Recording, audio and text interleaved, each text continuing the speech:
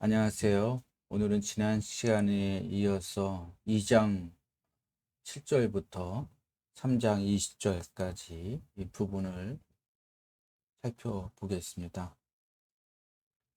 지난 시간에 사도 바울은 이방인 중에서 이성적으로 생각을 하고 합리적인 판단을 하면서 교육받거나 또 의지력을 키우면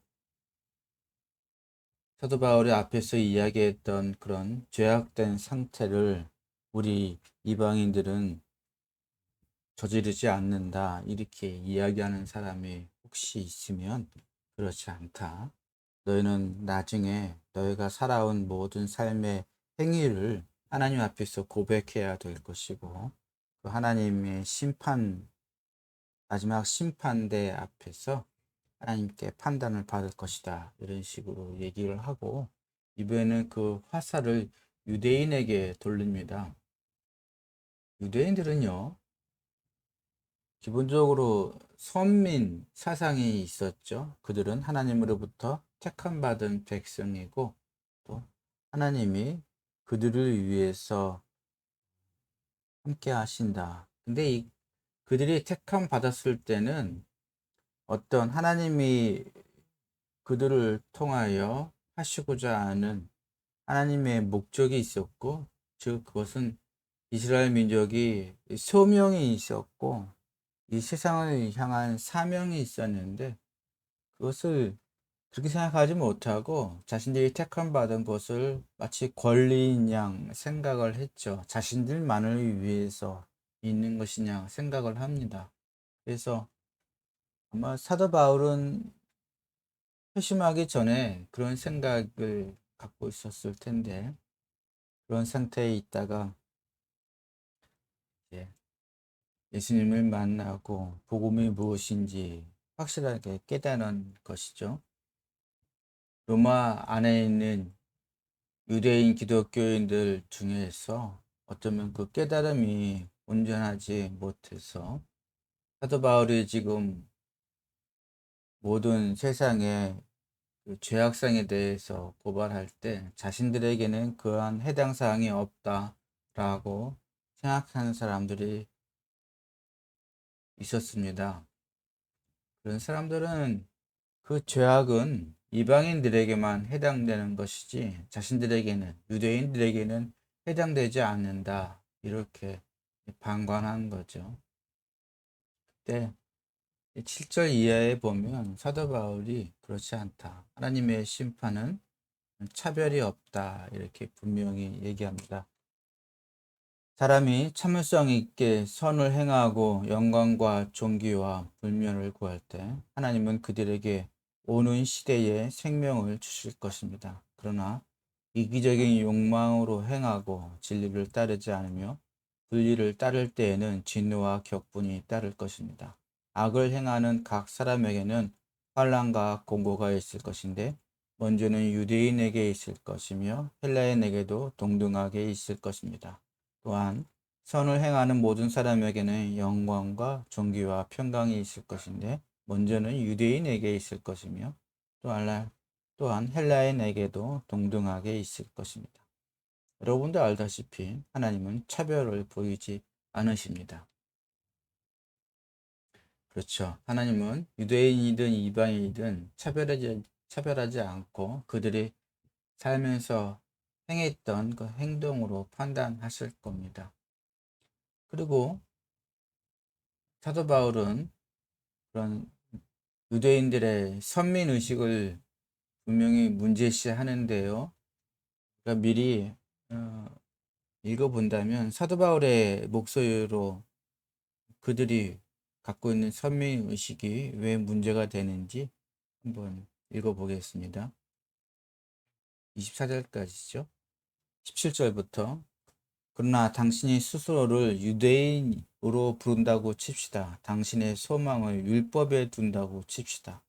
하나님이 당신의 하나님이란 사실을 자랑하고 하나님이 원하시는 것이 무엇인지 알며 율법의 교훈으로 합당한 도덕적 분별을 한다고 칩시다. 당신이 스스로 눈먼 사람의 인도자요. 어둠 속에 있는 사람의 빛이요 어리석은 사람의 교사여 어린아이의 선생으로 믿는다고 칩시다. 이 모두가 당신이 율법 안에서 지식과 진리의 요점을 획득했기 때문이라고 하면서 말입니다. 그렇다면 당신이 남은 가르치면서도 자기 자신은 가르치지 않습니까? 사람들에게 도둑질을 하지 말라고 하면서도 자신은 도둑질합니까? 사람들에게 간음하지 말라고 하면서도 자신은 간음합니까? 우상을 몹시 싫어하면서도 자신의 신전을 터옵니까? 율법을 자랑하면서도 자신의 율법을 어겨 하나님을 욕되게 합니까?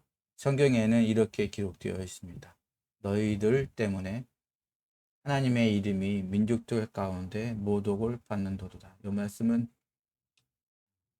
이사야 52장하고 에스겔서 36장에 나와 있는 말씀이죠.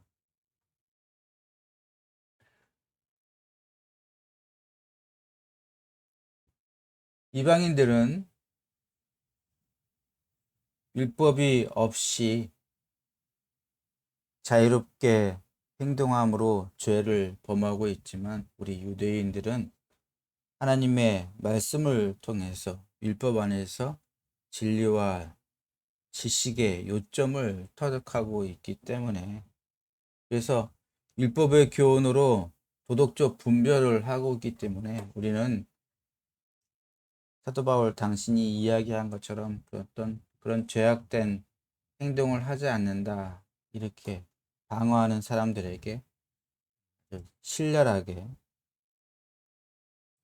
당신이 남은 가르치면서 자신은 가르치지 않냐 이렇게 남을 판단하면서 너희 스스로 판단할 그 판단받을 그 행동을 하고 있지 않냐 이런 식으로 얘기하면서 마지막에 하는 그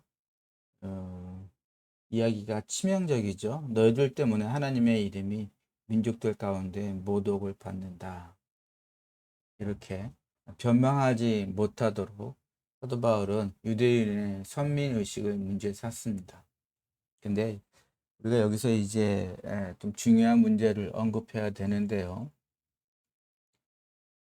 유대인들의 선민의식이 문제라기보다는 그들이 하나님으로부터 택함 받았다라는 것이 그런 생각을 갖고 있는 것이 문제라기보다는 그들이 택함 받았을 때 받은 소명을 잊어버리고 그들의 사명을 망각한 것이 문제입니다. 그래서 사도 바울은 유대인들에 대한 언급을 로마서에서 처음부터 끝까지 일관되게 핵심적인 주제로 이야기합니다.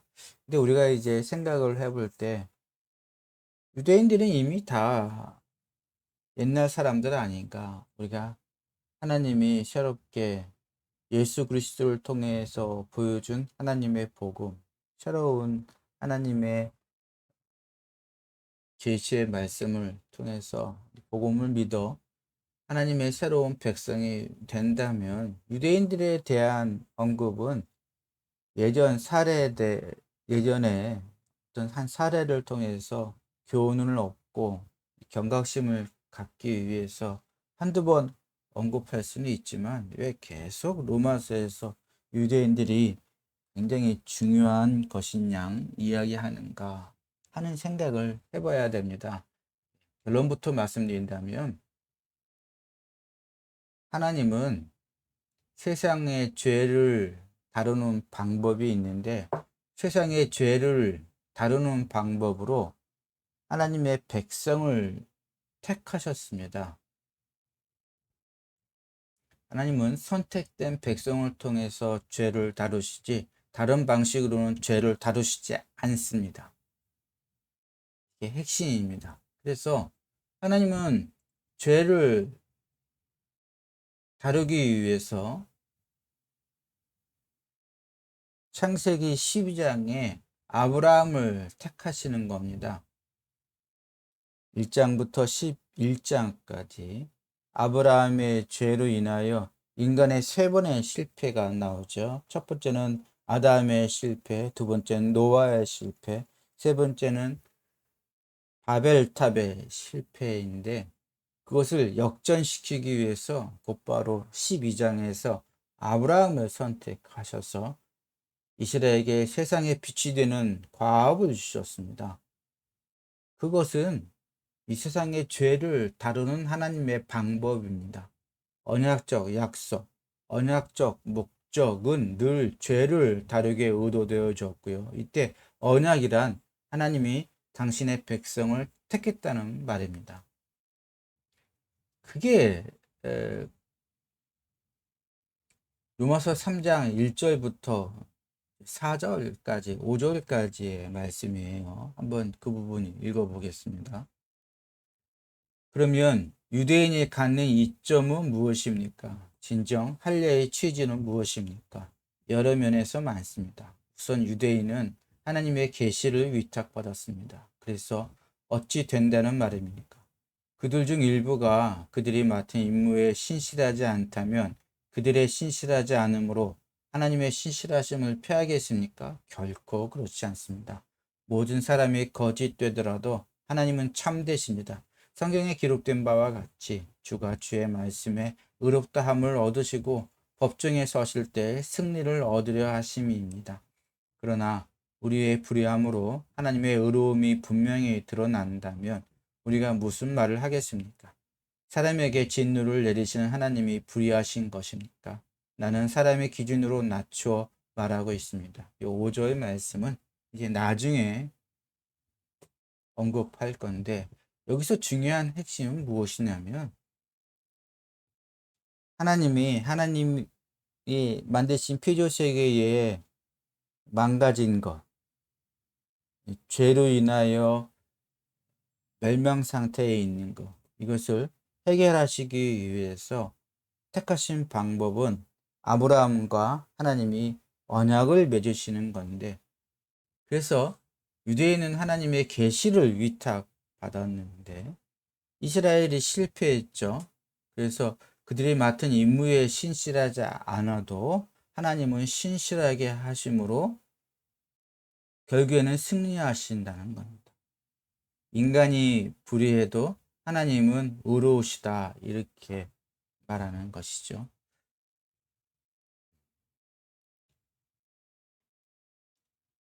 실제로 여기 어둠 속에 있는 사람의 빛이다. 이거는 이사야서 42장 6절에 나와 있는 말씀을 사도 바울이 인용하는 건데요. 그 말씀을 보면 나 여호와가 의로 너를 불렀은즉 내가 내 손을 잡아 너를 보호하며 너를 세워 백성의 언약과 이방의 빛이 되게 하리라. 이 말씀을 이제 인용한 겁니다. 유대인은 이렇게 성경에 반복적으로 나타나는 주제들 때문에 스스로 세계의 빛으로 부름받았다고 믿었습니다. 이방의 빛이라는 말은 이스라엘이 온 세계를 구원하는데 하나님의 도구로 입어야 할 것이라는 뜻입니다. 그래서 이스라엘은 자신들이 도구로 쓰임받을 것이고, 그래서 그들에게 율법, 계시를 주셨다고 자랑했습니다. 근데 도구로 쓰임받는다는 것은 쓰임받아야 도구 아닙니까? 유대인들이 세상에 빛이 되어 하나님의 모든 피조물을 위해 그분의 메시지를, 하나님의 계시를 전달해야 되는 것이죠. 근데 문제는 하나님의 언약 백성인 이스라엘, 하나님의 도구인 그들이 온 세상에 전달해야 될 그 메시지를 단순히 자기 민족을 위한 특권의 상징으로 여기고, 오직 그 메시지가 자신들만의 전유물로 생각했습니다. 이에 대해서 톰 라이트가 좋은 예를 드는데요. 마치 우편물을 전달해야 될 우편 배달부가 우편물을 가지고 배달을 거부하면서 자랑하는 겁니다. 어떤 택배 기사가 택배한 물건의 송장을 봤더니 아주 귀한 물건이라는 것을 알았어요. 그러면 어떻게 됩니까? 그 물건을 잘 조심해서 전달해야 되는 것이 그의 소명일 텐데, 그 택배 자기 차에 실었다고 그것을 자랑하는 겁니다. 그리고 그 전달하지 않는다면 그 얼마나 엉터리 같은 일입니까? 좀 다른 예도 하나 더 드는데 이게 실감나죠? 자기 경험을 가지고 한 얘기인데 어떤 사람이 다른 나라에서 결혼한 그래서 그 결혼식에 참석하지 못한 그 조카 딸을 위해 결혼 축하 선물을 보내기로 했습니다.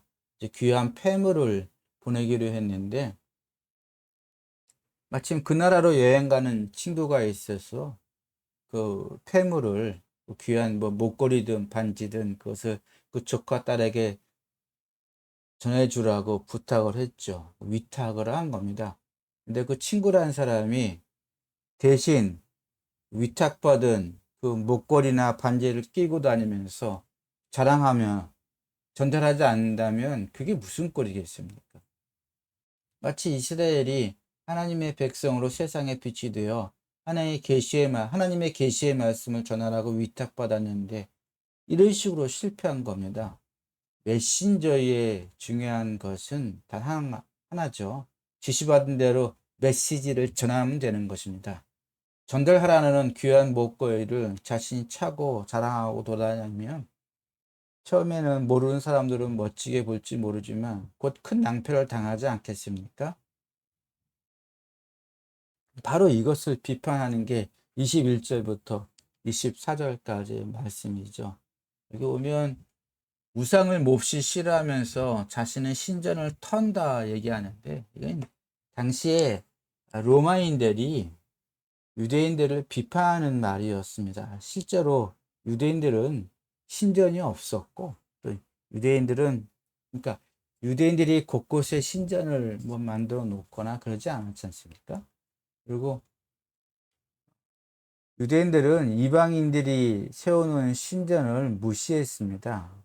그들이 거기서 제사를 지내고 그들 나름대로 이방인 나름대로 경건하게 뭐 예배 의식을 할 때 무시하고 지나가고 참석하지 않으니까 그때 이제 유대인들이 자신들의 신과 신전을 무시하는 상태에 대해서 이런 식으로 비판을 했다는 것이죠. 신전을 턴다 이런 식으로요. 근데 뭐 여기서 요점은 유대인들이 반복해서 계속해서 죄 가운데 있으면서 죄를 짓는다. 이것을 강조하는 이야기입니다.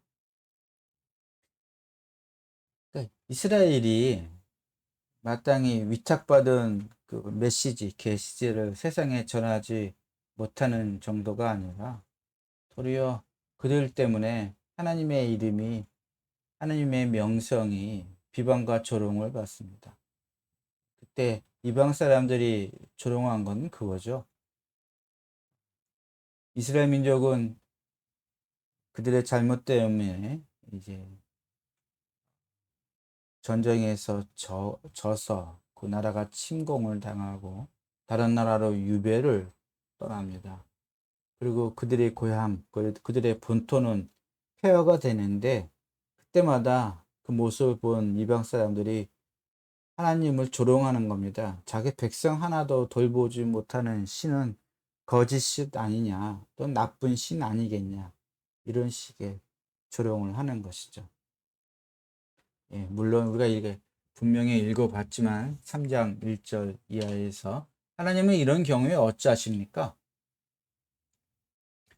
예, 죄의 문제를 해결하라고 택한 자기 백성이 도리어 그 죄의 문제의 중심이 되어 버렸을 때 하나님이 그 모든 것을 포기하신다면 그분은 전능하신 하나님이 아니십니다.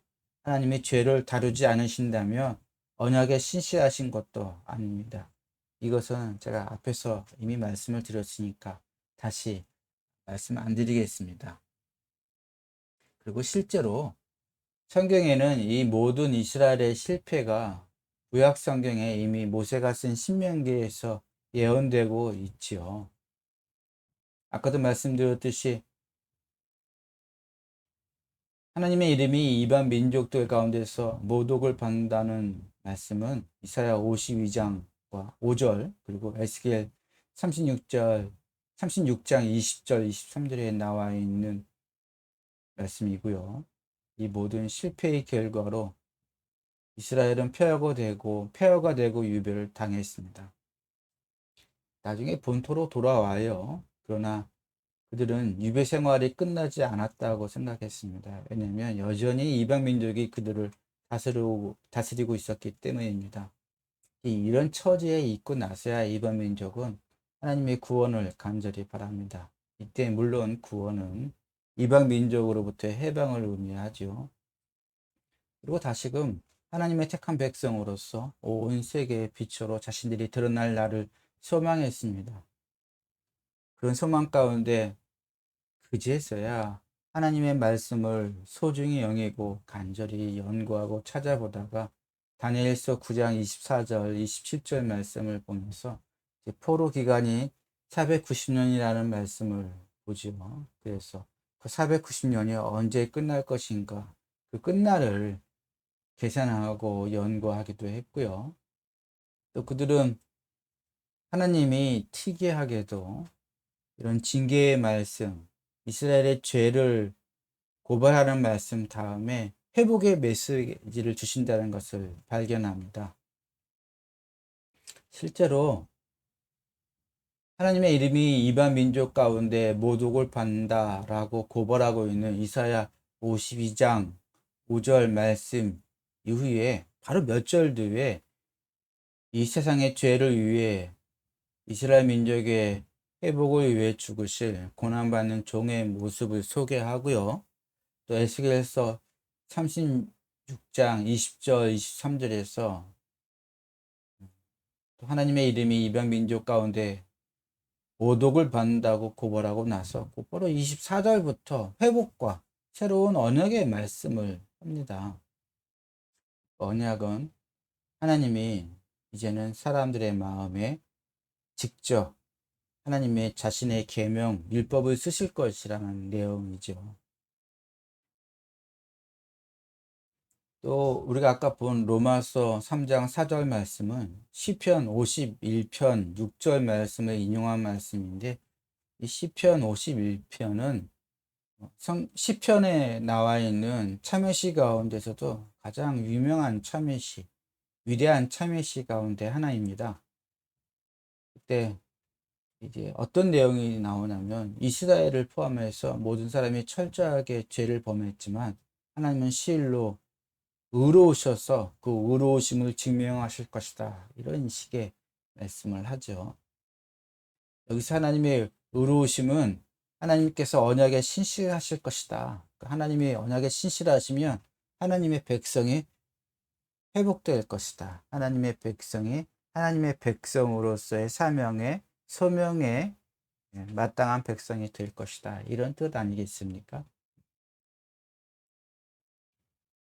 마지막으로 보면 이제 로마서 9절부터 20절까지의 말씀은 그 유대인들을 고발하는 고발의 정점인 말씀이죠.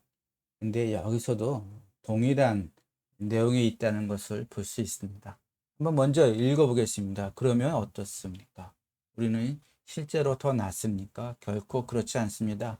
내가 이미 헬라인이나 유대인이나 다 죄의 권세 아래에 있다고 고발하지 않았습니까? 성경에는 이렇게 기록되어 있습니다. 의인은 없으니 한 사람도 없다. 깨닫는 자도 없고 하나님을 찾는 자도 없고 그들 모두가 하나같이 길을 잃고 방황하고 모두 함께 무익하게 되어 그들 가운데 아무도 친절히 행하는 사람이 없으니 아예 한 사람도 없다.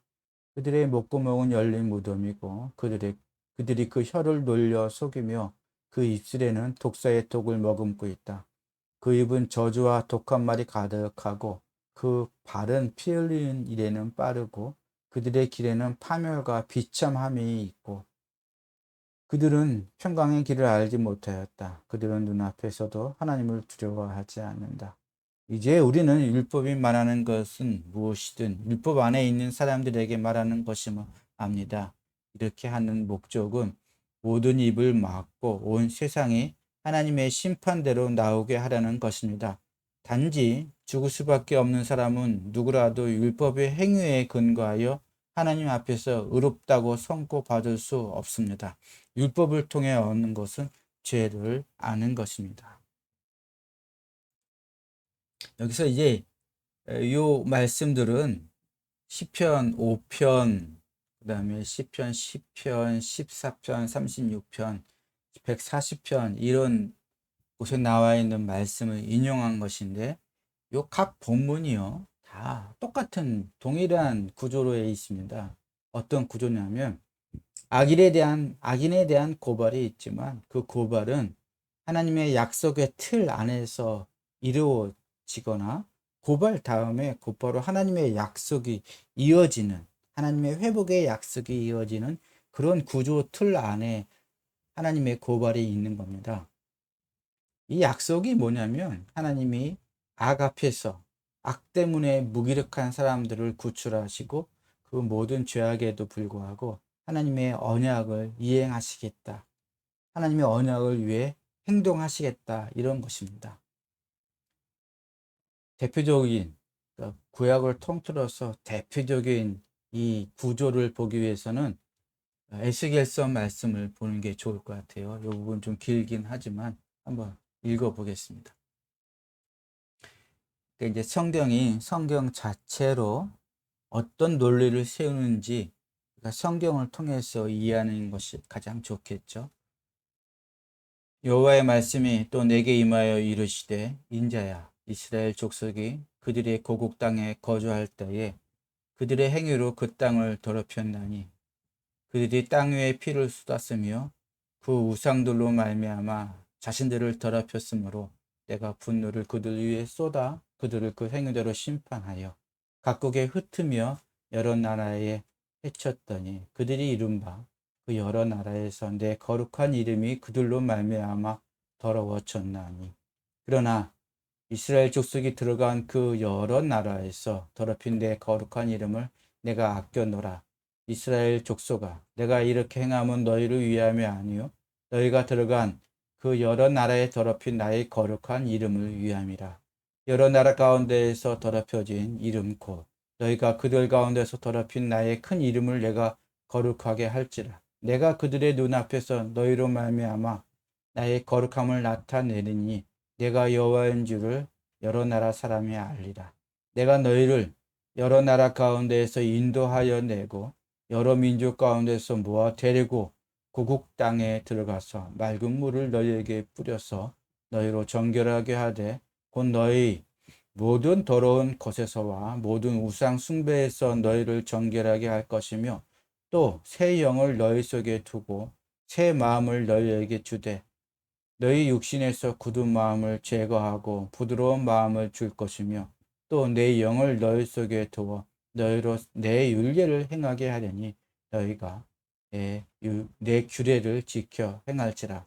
그때 너희가 너희 악한 길과 너희 좋지 못한 행위를 기억하고 너희 모든 죄악과 가증한 일로 말미암아 스스로 밉게 보리라. 내가 너희를 모든 죄악에서 정결하게 하는 날에 성읍들의 사람이 거주하게 하며 황폐한 것이 건축되게 할 것인즉 전에는 지나가는 자의 눈에 황폐하게 보이던 그 황폐한 땅이 장차 경작이 될지라. 사람이 이르기를 이 땅이 황폐하더니 이제는 에덴 동산 같이 되었고 황량하고 적막하고 무너진 성읍들의 성벽과 주민이 있다 하리니 나 여호와가 말하였으니 이루리라. 그리한즉 그들이 나를 여호와인 줄 알리라 하셨느니라. 이게 바로 구약에 나와 있는 하나님의 고발과 하나님의 죄에 대한 징계와 그리고 그 모든 것이 회복될 것에 대한 언약의 말씀인 것입니다. 결국 실제로 하나님은 이 말씀대로 당신의 아들 예수님을 이스라엘의 예언된 메시아로 보내셨습니다. 그리고 예수님을 통해 하나님이 먼저 부르신 백성 이스라엘의 실패를 해결하셨고 동시에 악의 문제를 해결하셨습니다. 그리고 새 언약을 성취하셔서 새로운 하나님의 백성을 부르셔서 약속된 성령을 주셔 마음에 율법을 새기셨습니다. 하나님은 실패하지 않으셨습니다.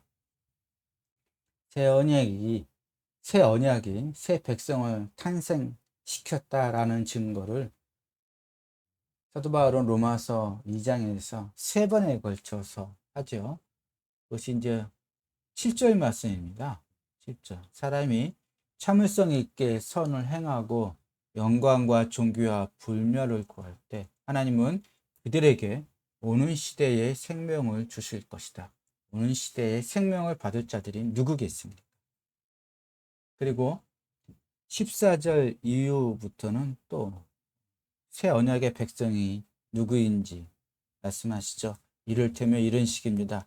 이방인은 날 때부터 율법이 없지만 그들이 율법이 말하는 것을 행할 때마다 율법이 없어도 자기가 자기에게 율법이 됩니다. 그들은 율법의 행위가 자신의 마음에 적혀 있음을 보여줍니다. 그들의 양심이 또한 증거가 되어 이런저런 식으로 생각하면서 때로는 고발하고 때로는 변호할 것입니다. 하나님이 왕이신 예수를 통하여 사람의 모든 비밀을 내가 선포하는 복음에 따라 심판하시는 그날의 말입니다. 이게 두 번째, 새 언약에 따라 탄생한 새로운 백성에 대한 언급이고, 세 번째 말씀은 여기 25절부터 29절까지 말씀이죠. 2장 25절. 율법을 지키는 사람에게는 할례가 진짜 가치가 있습니다. 그러나 율법을 어기면 당시에는 할례는 무할례가 됩니다.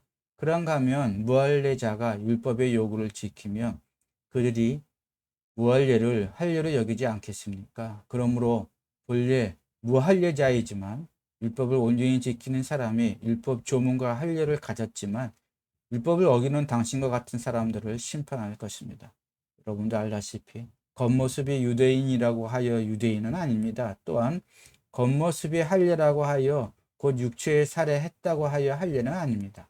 내밀한 유대인이라야 유대인이며 할례는 마음에 있으니 율법 조문이 아니라 영에 있습니다. 그러한 사람은 사람에게서가 아니라 하나님에게서 칭찬을 받습니다. 결론적으로 얘기하면 새 언약에 의해서 탄생한 새로운 하나님의 백성은 율법을 지킵니다. 근데 율법 조문에 따라서 지키는 것이 아니라 영에 따라서 지키는 거예요. 성령에 따라서 지키는 겁니다. 성령에 의하여 율법은 마음에 새겨져 있고 성령을 통하여 결국은 율법을 지키는 자가 되는 겁니다. 이렇게 참다운 언약 백성, 참 유대인, 참 할례자, 이렇게 새로운 하나님의 백성을 이야기할 때 당연히 사람들에게 드는 의문이 있겠죠. 그것은 무엇이냐면, 그러면 실제 유대인들, 처음 아브라함 백성으로 선택받은 유대인들, 이스라엘 민족, 그리고 그들이 받은 하나님의 백성이라고 받은 그 증거, 표, 할례, 이것은 어떤 의미가 있을까? 지금까지 논의를 그냥 피상적으로만 생각을 한다면 쉬운 대답은 이거죠. 아무 의미도 없다. 그들은 버려질 것이다. 그리고 새 백성이 그들이 맡은 소명을 감당할 것이다. 그러나 사도 바울은 그렇게 대답하지 않고 유대인들은 절대로 버려질 수 없다고 말합니다. 왜냐하면 이 땅의 죄를 해결하기 위해서 하나님은 아브라함과 분명한 언약을 맺었고 이미 맺은 그 언약은 인간이 깬다 하더라도 하나님은 절대로 그 언약을 깨지 않기 때문입니다. 예, 이스라엘 민족은 실패했습니다. 하나님과 맺은 언약에 실패했습니다. 그러나 하나님 끝까지 언약에 신실하십니다. 그 실패를 이스라엘 민족이 실패한 그 실패를 해결하시기 위해서 하나님은 다윗 계통에서 나신 메시아 하나님의 아들 예수님을 보내셨습니다. 예수님은 하나님의 약속에 신실하게 행동하셨습니다. 이스라엘의 실패를 당신의 성공으로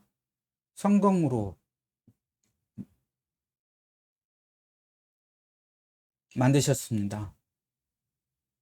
그리고 성령이 완전하고도 최종적으로도 하나님의 백성의 그 마음에 율법을 새기심으로, 그리고 또한 성령을 의지하여 그 율법을 지키게 하심으로 그 언약을 완성하실 것입니다. 그런데 이 모든 복음의 내용은 하나님이 아브라함과 맺은 언약으로부터 시작합니다. 만약 이 기초를 필요 없다고 없애버린다면 그 위에 세워지는 복음이라는 기둥도 같이 무너질 것입니다. 이게 중요합니다. 아마 이런 말씀을 처음 듣는 분이 많으실 거예요. 실제로 유대인들이 우리하고 무슨 상관이냐, 그들이 과거에 갖고 있던 여러 가지 약속, 계명, 그것이 무슨 상관이냐, 이제 우리는 예수 그리스도를 믿어서 하나님의 백성이 되었고 새로운 백성이 되었으니 유대인들에 대한 것은 다 지나가 버린 것이 아니고 그것이 예수 그리스도의 복음과 무슨 상관이냐, 이렇게 생각하는 사람들, 이렇게 배워온 사람들이 굉장히 많을 것입니다. 그런데 여러분, 여기서 이스라엘을 제거해 버리고 하나님이 유대인들과 맺은 그 언약을 제거해 버리고, 그리고 구약 성경에 나와 있는 수많은 하나님의 약속의 말씀을 제거해 버리는 순간 그 빈틈을 이교, 이단적인 사상이 뚫고 들어오기 마련입니다. 구약의 하나님, 신약의 하나님, 그리고 그 관통하는 줄기가 하나님이 이스라엘과 맺은 언약, 애초에 아브라함과 맺은 언약.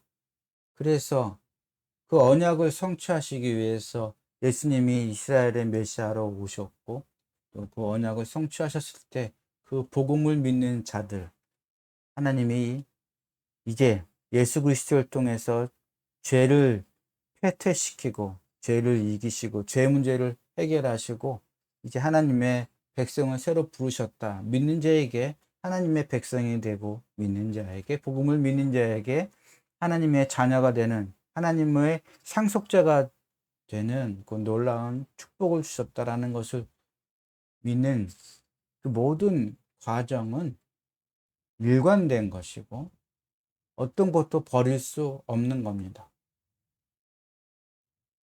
이 모든 것이 복음의 핵심 내용입니다. 그런데 아브라함과 택한 복음의 내용을 제거해 버리고 유대인과 갖고 있던 하나님의 언약의 신실하심을 제거해 버리고, 그리고 시편에 나와 있는 하나님의 백성이 언약에 실패했을 때 받게 된 고통과 그 괴로움을 하나님께 찬양으로, 하나님께 기도로 올려드리며 드렸던 그 모든 시편에 나와 있는 그 영성을 만약 우리가 다 잃어버린다면, 다시 말씀드리지만 그 빈틈을 이단적인 이교적인 생각이 들어와서 메꿔서 엉망이 되는 겁니다. 그 좋은 예가 사사기죠.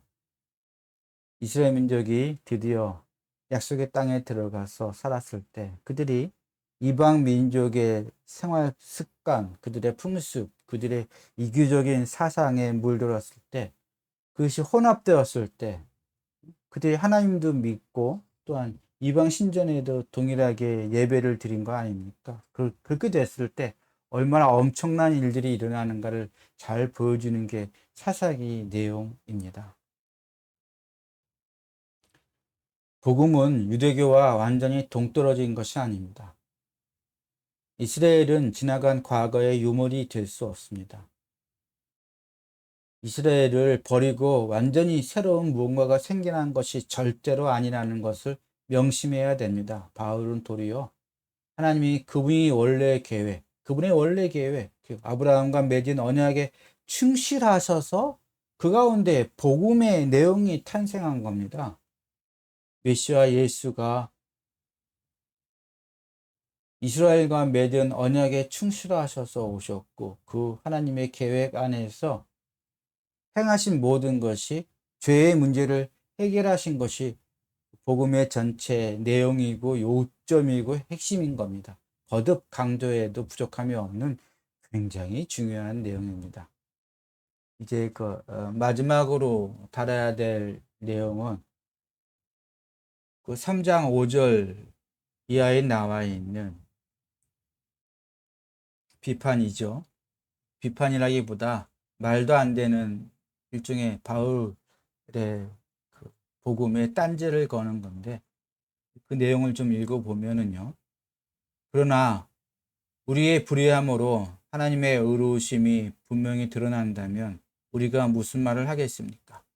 사람에게 진노를 내리신 하나님이 불의하신 것입니까? 나는 사람의 기준으로 낮추어 말하고 있습니다. 결코 그렇지 않습니다. 그렇다면 어찌 하나님이 세상을 심판하실 수 있겠습니까? 그런데 만일 나의 거짓으로 하나님의 참되심이 더 풍성하여 그에게 영광이 되었다면 왜 내가 여전히 죄인으로 정죄를 받아야 합니까?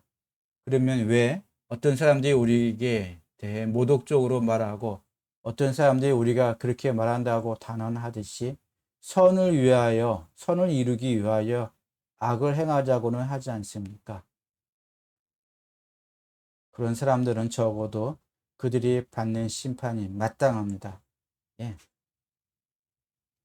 사도 바울이 아주 즉답을 내리죠. 예. 이런 사람들은 심판받아도 마땅하다. 이런 말도 안 되는 딴지는 정말 하나님께서 굉장히 싫어하시는 일 중에 하나다. 뭐 이렇게 말하는 거죠. 이 바울이 말하는 값없는 용서와 믿음에 의한 칭의에 대해서 아주 피상적으로 듣고서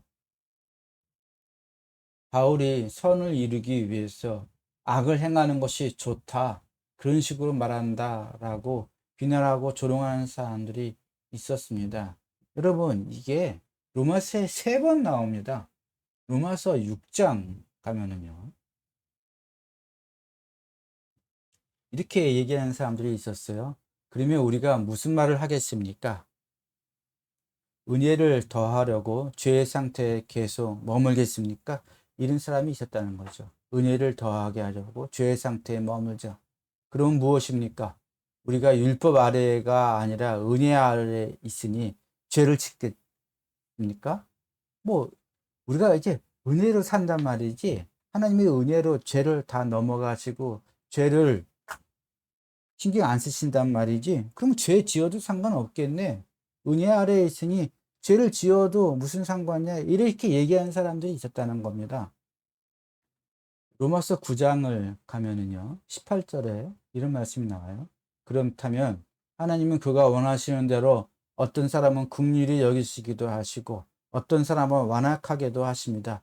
그러면 여러분은 나에게 말할 것입니다. 그런데 하나님은 어째서 여전히 사람을 탓하십니까? 누가 그의 뜻을 거스를 수 있겠습니까? 이게 무슨 말입니까?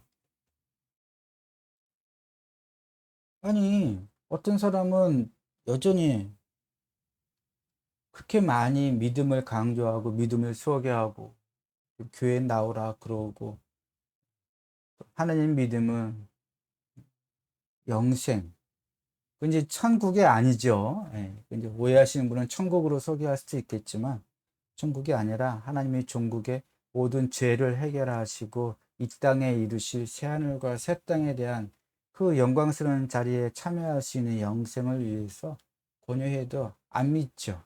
끝끝내 하나님의 오래 참으심, 그 온유하심, 그 참으로 풍성한 인내심을 멸시하고 끝끝내 거부하는 자들이 있지 않습니까? 그래도 뭐 그런 사람을 어떻게 탓할 수 있느냐? 어? 그런 사람들이 택함받지 못해서 하나님의 백성의 구성으로 들어오지 못했다 한들 뭐 어찌 하나님의 뜻인데 그걸 거스를 수 있겠냐? 이런 식의 비판이 있었습니다.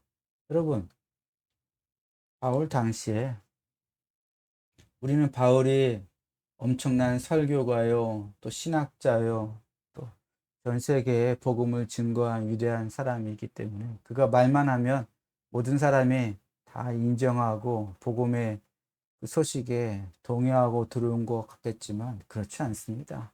이 로마서에 3번씩이나 사도 바울이 자신이 복음을 전할 때에 그 복음의 딴지를 거는 사람들이 얼마나 많았으며 이 3번에 걸쳐서 무엇을 이야기하겠습니까?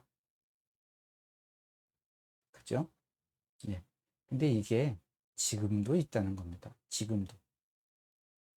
지금도 동일하게 하나님의 마지막 심판이 있을 것이라는 것을 부정하고 또 하나님의 마지막 심판을 부정하지 않더라도 어떤 행동을 하든 어떤 행위는 어떤 행위도 심판의 근거가 될 수 없다고. 마치 여기 나와 있는 것처럼 율법 아래가 아니라 은혜 아래에 있으니 죄를 지어도 상관없는 거 아닌가? 이런 식의 말하는 사람이 있다는 겁니다. 물론 우리가 이제 복음을 첫 단계를 보고 있는데 이 복음의 첫 단계만 보면 사도 바울이 그 빌미를 제공하는 것처럼 보이는 것처럼 보일 수 있어요. 예를 들어서 요 13절 말씀 보면 2장 13절 결국 하나님 앞에서 의로운 사람은 율법을 듣는 사람이 아닙니다. 의롭다고 선고받을 사람은 율법을 행하는 사람입니다. 여기서 이제 최초로 나오는 칭의, 로마서의 최초로 나오는 그 유명한 칭의에 대한 언급인데 이때 칭의는 율법을 행하는 사람이 의롭게 된다라고 명시적으로 얘기하고 있죠. 그런데 보십시오. 3장에 가면 20절에 3장 20절에 단지 죽을 수밖에 없는 사람은 누구라도 율법의 행위에 근거하여 하나님 앞에서 의롭다고 선고받을 수 없습니다. 율법을 통해서 얻는 것은 죄를 아는 것입니다. 이렇게 이야기하고 21절에 율법과는 별개로 이런 식으로 마치 율법을 부정하는 것처럼 이해가 나오지 않습니까? 그래서